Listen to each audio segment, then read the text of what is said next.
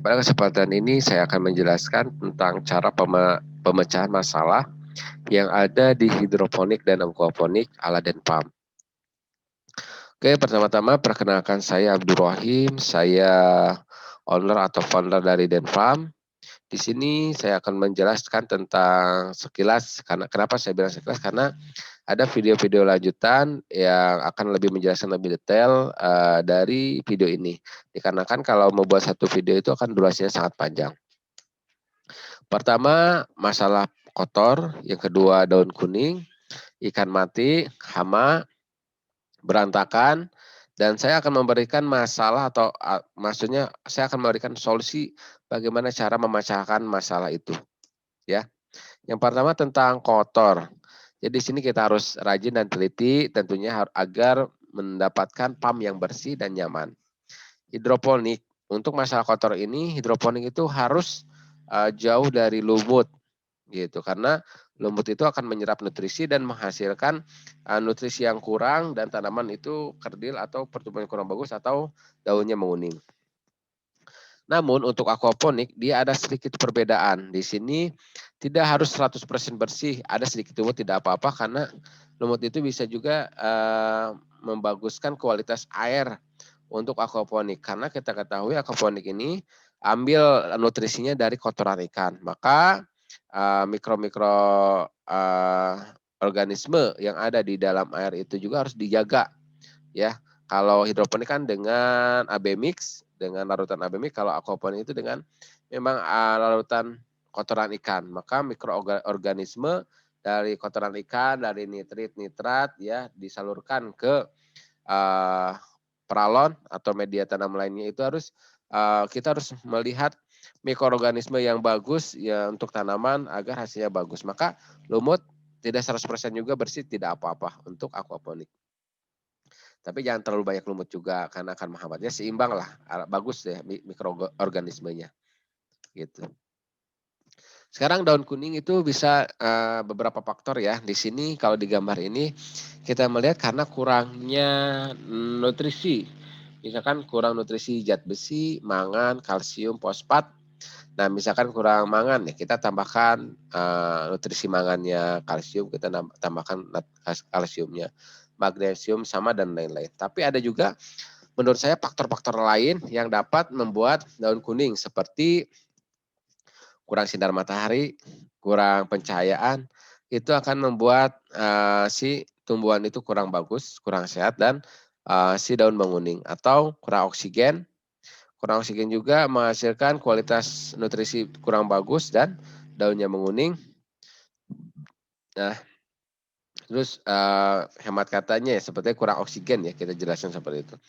Kurang nutrisi, ya kurang nutrisi seperti yang tadi di sini di gambar ini, kurang air. Kurang air itu akan membuat tanaman layu, kuning, coklat dan mati. Hama, hama juga bisa membuat tanaman bolong-bolong ya dan kuning dan mati juga.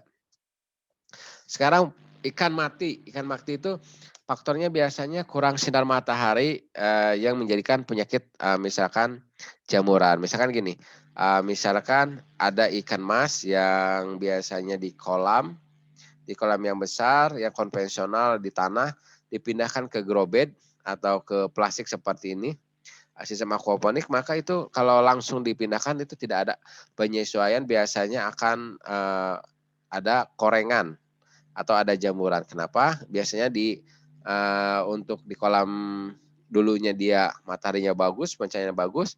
Sekarang di sistem aquaponik pencahayaannya mataharinya sedikit. Makanya biasanya itu harus ada penyesuaian cara karantina dulu seperti itu. Nah, jadi tidak langsung mati, biasanya akan tumbuh jamur dan penyakit lainnya sehingga ikan akan mati. Yang kedua kurang oksigen. Nah, oksigen ini sangat penting bagi kualitas air. Jika kurang oksigen, ikan biasanya tanda-tandanya akan ke atas, ya ke atas mencari oksigen di atas permukaan air. Atau misalkan dia mendekati gelembung-gelembung oksigen, berkerumun di gelembung-gelembung oksigen, maka ikannya itu bisa dipastikan kurang oksigen. Kalau jauh dari gelembung-gelembung oksigen atau aerator itu biasanya ikan kedinginan. Nah, itu juga kurang bagus ya kalau misalkan ikan menjauh dari aerator, berkumpul, diem, itu tandanya ikan kedinginan dan itu juga kurang bagus. Jadi harus sesuai antara oksigen dan suhu. Kualitas pakan ikan juga itu akan berakibat fatal ya bila kita salah mengasih pakan ikan. Karena akan mengakibatkan ikan kurang pertumbuhannya. Makanya kita harus sesuai kualitas pakannya. Misalkan ikan yang kita pelihara menggunakan 782, kita pakai 782 terus sehingga ikannya akan bagus, hasilnya akan maksimal. Dari segi pemberian pakan ikan juga, kurang pakan ikan akan membuatkan ikan tidak maksimal, berpenyakitan dan nanti dilakukan akan mati. Kebanyakan ikan juga maaf, kebanyakan pakan juga sama, menghasilkan ikan yang, kurang sehat. Karena kenapa? Kita membayangkan jika pakan ikan itu, ada sisa-sisa di atas, dibiarkan dan itu nanti larut dan itu akan menjadi racun, gas racun dan akan membuat kualitas air tidak bagus, apalagi jika pakan itu dimakan sama ikan, itu akan menimbulkan penyakit bagi ikan dan ikan juga akan mati. Kualitas air. Nah, jika kita melihat kualitas air bau, keruh, dan tidak enak, maka kita harus membersihkan air tersebut. Bagaimana kita berperasaan jika kita bau tidak nyaman dengan airnya, maka ikan juga sama seperti kita. Nah, kita harus mempunyai perasaan seperti itu ya, seperti ikan atau tumbuhan. Jika misalkan farm kita kotor, tidak nyaman, dan kan kita ya ikan juga sama yang sehari-hari hidupnya di situ ya. Kurang air juga sama, kurang air. Dari sistem aquaponik ini air itu harus seimbang karena, sistem aquaponik ini dia mempunyai pompa air yang harus direndamkan sama air. Dan sirkulasinya memang ini 100% sama air. Jika air tidak stabil dan tandon di dalam pompa itu kering, maka air pun tidak sirkulasi air akan tidak bagus dan alhasil kualitas air tidak bagus karena sirkulasinya tidak bagus, maka ikan pun tidak sehat atau akan menimbulkan penyakit lain yang tidak bagus juga. Selain itu, pompa airnya juga kalau airnya tidak ada, misalkan itu dikhawatirkan cepat rusak juga. Penyakit di sini untuk ikan biasanya ya pertama itu pencernaan. Pencernaan di sini kita bisa lihat tandanya itu jarang makan atau kurang nafsu makan. Maka caranya kita harus puasakan ikan itu 1 hari dan mengasih prebiotik 1 tutup botol. Nah, setelah nanti besoknya lagi kita kasih pakan ikan, dilihat kalau ikannya juga sudah nafsu makan lagi berarti pencernaannya sudah bagus. Atau misalkan kalau airnya sudah tidak bagus, kita bisa membuang air 100% atau setengahnya 50% air kita buang lalu kita tambahkan lagi air yang bersih ya. Gitu. Kita bisa adakan sepertiganya air atau setengahnya 50% kita buang dan kita sekali lagi kita makan air bersih sehingga ikan merasa nyaman. Tapi kalau misalkan mau kita 100% mau kita kasih air baru juga nggak apa-apa. Tapi usahakan jangan 100% kita buang, ada sedikit sisa-sisa air dalam ikan yang akan sehingga penyesuaian terhadap air baru itu lebih cepat gitu. Dan apabila setelah mengasih air yang baru, kita harus mengasihkan garam ikan ya 2 sendok atau sesuai dengan takarannya. Kalau saya sendiri untuk 1 growbag ini 1 sendok atau 2 sendok agar suhu ikan tetap terjaga. Nah, ya seperti itu. Lalu langkah berikutnya kalau misalkan korengan atau jamuran, itu kita harus dipisahkan, dikarantina antara ikan yang kena jamur dengan ikan yang sehat. Apabila sudah sehat yang jamuran, baru kita masukkan lagi ke ikan yang sehat. Kalau misalnya kita membuat kita ribet, ya kita pakai aja ikan yang kena penyakit itu yang belum begitu banyak mungkin ya, korengan atau jamurannya kita makan aja, seperti itu. Kita gunakan saja untuk dikonsumsi gitu ya. Nah, kembali ke tadi ke suhu, suhu juga sangat bagus, sangat, penting maksud saya untuk, kenyamanan ikan. Misalkan untuk lele itu jangan terlalu dingin, kalau dingin lele itu akan kurang bagus pertumbuhannya, kalau misalkan untuk ikan yang lain juga harus sesuai suhunya. Jika misalkan terlalu dingin, ikan itu akan menjauhi dari aerator atau gelembung biasa seperti tandanya. Tapi kalau misalkan ikannya menyebar dengan bagus dan oksigennya bagus, itu ditandakan ikan nyaman pada airnya. Untuk kadar-kadar suhu nanti saya akan cantumkan pada video berikutnya, dan gimana cara agar suhu itu stabil, saya juga akan cantumkan pada video selanjutnya karena, durasinya sekali lagi akan sangat panjang ya. Nah, sekarang hama, untuk cara menanggulangi hama yang pertama, matahari yang cukup ya, jika matahari tidak ada itu hama juga akan cepat berkembang karena, dia tidak ada apa ya, karena dia udaranya lembab dan tidak ada sinar matahari itu sangat gampang sekali menyebarnya. Beda lagi dengan misalkan ada pada waktu jam 12 siang, itu kan kena sinar matahari dan sebagian hama itu akan mati atau pertumbuhannya akan berkurang, beda dengan tidak ada matahari.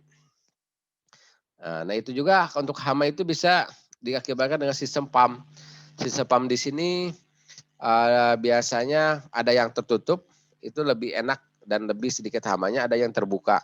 Karena banyak, hewan-hewan yang berkeliaran, berterbangan yang masuk ke PAM kita. Makanya, banyak juga dipasang yellow trap atau warna-warna kuning, warna-warna yang disukai sama pandangan hama yang berterbangan dan dikasih lem seperti itu. Lalu penyiraman pagi dan sore, itu juga sangat bagus. Penyemprotan anti hama 7 hari sekali, ini penyemprotan untuk pemeliharaan, beda dengan penyemprotan bila terkena hama ini dosisnya 2 kali lebih besar kalau saya sendiri makanya seperti itu dan disemprotkan pada hama-hama yang terkena. Jadi ada yang pemeliharaan, ada yang sudah terkena hama, itu cara penanggulangannya berbeda. Jika memang sudah parah, sekali lagi kita pisahkan, kita buang saja. Jika masih bisa diobati, ya kita obati ya, seperti itu. Ya, jadi membuang tanaman yang sudah parah, ketelitian dan kebersihan juga kita harus lakukan dan, pada slide berikutnya ini kita akan membahas tentang berantakan ya. Kenapa kita membuat PAM? PAM itu skala modern dan kita akan ingin PAM itu tertata bersih, rapi, dan nyaman bagi kita sebagai pengurus, sebagai pengunjung ataupun bagi, tanaman atau ikan. Maka agar selalu rapi, yang pertama ya tumbuhan harus dipangkas dan kalau misalkan sudah lewat panen, harus dipanen. Yang kedua dibersihkanlah ya alat-alat PAM-nya sehingga itu kita pas, dipakai lagi bersih dan, kita tidak usah membeli lagi alat-alat PAM yang akan memboroskan pengeluaran kita. Terus disimpan pada tempatnya, biasanya orang suka lupa tentang peralatan PAM, makanya kita harus, sediakan tempat dan kita harus simpan pada tempatnya. Nah, bila ada bangkai atau kotoran, maka harus dibuang sekali lagi ya, harus dibersihkan, dibuang agar tidak ada bau busuk. Kalau misalnya bangkainya di dalam air, itu kan airnya juga kulit air akan berkurang, akan bau. Kita juga tidak enak dan ikan pun sama tidak enak. Kalau misalkan, tanaman yang mati juga kelihatannya berantakan ya, PAM-nya tidak rapi, maka kita harus buang bangkai atau kotoran atau tanaman yang mati dan dibersihkan. Nah, sekali lagi, di sini kalau ada permasalahan misalkan ikannya kena korengan atau jamuran atau tumbuhannya banyak hama, kita harus pisahkan. Kalau kita bisa untuk mengelolanya, itu kita kelola, kita, pelihara, tapi kalau tidak bisa kita buang saja. Agar tampak lihat hijau dan sehat, ikan, kalau kita mengurusnya dengan baik gitu ya, dan kita memelihara mereka dengan penuh perasaan, dengan baik. Bahkan kalau saya sendiri suka berbicara pada tanaman, tanaman cepat panen ya, tanaman sehat ya, ikan sehat ya. Kita berbicara dengan alam tidak apa-apa, bukan kita ada ini apa ya, ada menambahkan semangat kita dalam mengurus dan, menikmati pekerjaan kita sebagai pengolah PAM. Ya dilakukan dengan segera. Karena kita sudah tahu bahwa kebersihan itu harus, kita sudah tahu cara menyemai, kita sudah tahu cara merawat tanaman, tapi kalau kita hanya teori saja tidak dipraktekkan, itu ya ibaratnya malas dan akan menghasilkan PAM yang berantakan. Maka dari itu, jika ada suatu pekerjaan maka dilakukanlah dengan segera mungkin agar pekerjaan tidak menumpuk dan tentunya Anda tidak akan terlalu berat melaksanakan pekerjaan itu karena dilakukan dengan sedikit dan demi sedikit dan sesegera mungkin. Ya. Nah, untuk penghematan biasanya kita harus fokus pada pertama ya misalkan listrik itu bisa kita pakai saklar otomatis. Kita bisa mengatur misalkan kalau sistem DFT misalkan listrik dimatikan jam sekian, dinyalakan sekian itu akan menghemat listrik. Juga kalau ada listrik yang tidak perlu misalkan di Denpam kita memakai listrik ini ya saklar listrik panel matahari.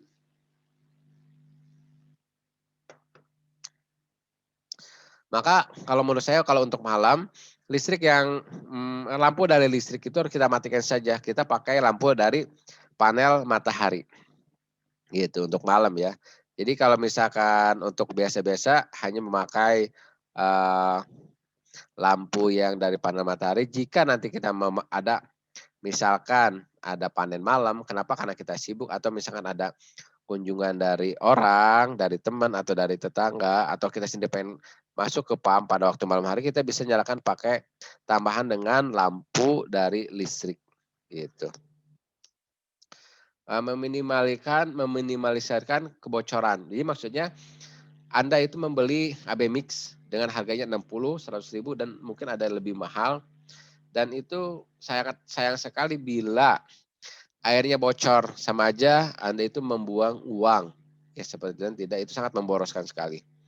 Kalau misalkan air itu tidak adanya karena diserap oleh akar, ya itu tidak masalah. Selagi memang akar tanaman itu masih belum panen, ya sampai panen lah. Tapi jika pun tanaman sudah kelewat dari panen, itu akan sangat boros sekali ya. Tanaman tambah besar, tambah menyerap airnya tambah banyak. Maka kembali lagi apabila sudah panen ya kita harus panen gitu. Jangan sampai terlalu tua juga rasanya tidak enak dan akan mengambil nutrisi atau air yang banyak dan itu bagi saya juga pemborosan. Ya. Sekarang menghemat nutrisi abemik dengan cara mencari abemik yang murah tentunya yang paling murah. Meracik abemik itu akan murah juga atau membuat alternatif lain dari abemik. Nah, ini juga pembahasannya sangat unik, sangat bagus dan tidak banyak orang ketahui dan saya akan share pada video selanjutnya. Nah, menyemai dengan benar sehingga tidak terbuang baik benih, baik rokul gitu kan itu sangat memboroskan ya. Nah, selanjutnya kita harus memelihara loh tanaman dengan baik atau ikan dengan baik hingga tingkat kematian ikan atau tanaman itu sedikit.